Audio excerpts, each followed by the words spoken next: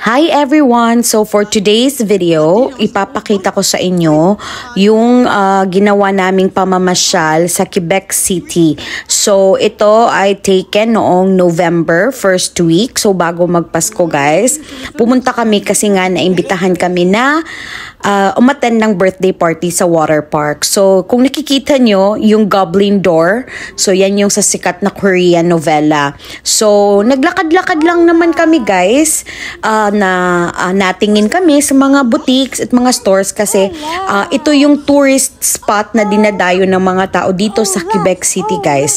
Para kang nasa Europe feels kapag nandito ka sa Quebec City na Old Quebec. So ayan, masayang-masayang mga bata kasi may nakikita silang mga figures, mga laruan, kagaya ni Olaf. Tingnan nyo naman, masayang-masaya si Kayla, sumasayaw pa.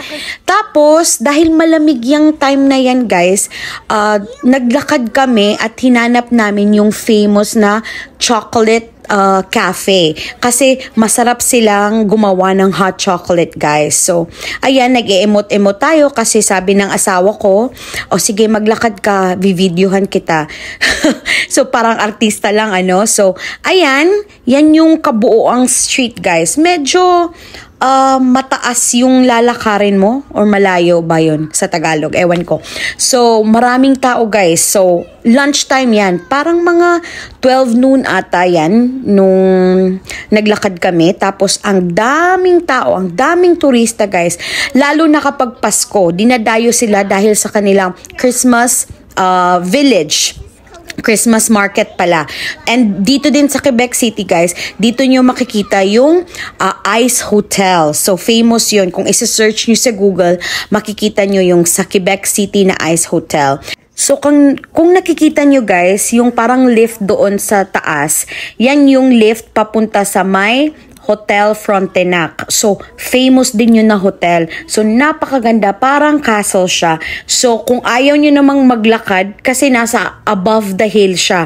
So, lalakarin nyo siya ng mataas, tapos maraming stairs. So, kung ayaw nyo, may lift din siya galing dyan sa nilalakaran namin. So, magbabayad ka lang, parang hindi ko atas kabisado magkano, parang $5 one way. So, ililift ka, tapos kung gusto mo namang bumaba ulit, magbabayad ka ulit. So, pagka abot mo dun sa taas, yan na yung Frontenac Hotel. So, napakaganda din yun guys. I-search nyo sa Google, maganda yung hotel na yun at dinadayo din yun ng mga turista dito sa Quebec City. At sa wakas, narating din namin yung cafe kung saan kami kakain at mag-hot chocolate. So, yan yung mga choices nila, guys. Marami silang mga desserts na pang-pair nila sa hot chocolate. Pero may kape din naman sila para sa mga coffee lovers.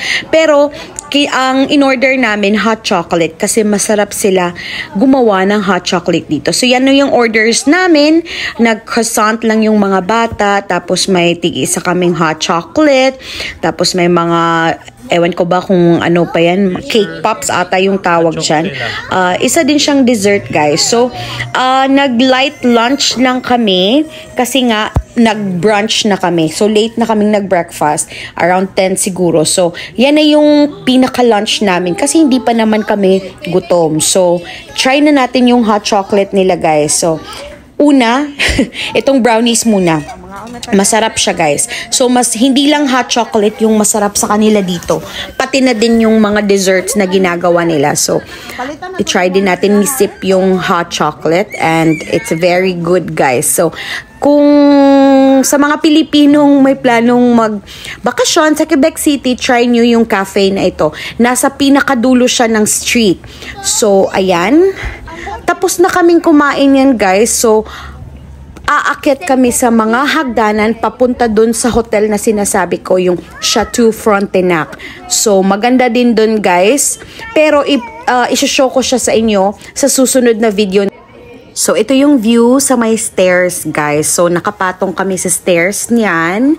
Tapos, bumaba ulit kami at naglakad-lakad ulit. So, ayan na yung red door. Pinipilahan talaga kung sinong magpapapicture.